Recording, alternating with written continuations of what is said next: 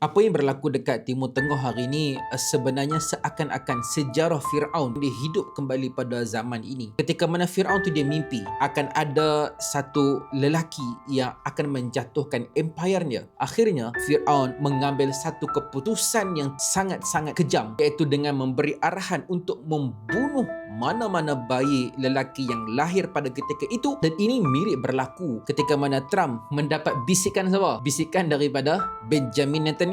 Trump tomahawknya yang pergi menghentam sekolah di Iran yang telah membunuh ratusan kanak-kanak yang tidak bersalah. Dan juga Israel, Benjamin Netanyahu telah membunuh bayi-bayi yang tidak berdosa dan kanak-kanak yang belum sempat membesar pun telah dibunuh. Ya, sama seperti genosid yang berlaku pada zaman Firaun. Inilah bermulanya kejatuhan, ketakutan dan kebimbangan yang Allah Ta'ala tiupkan kepada sesiapa sahaja yang Allah nak gemparkan, nak tunjukkan kekuasaan dia.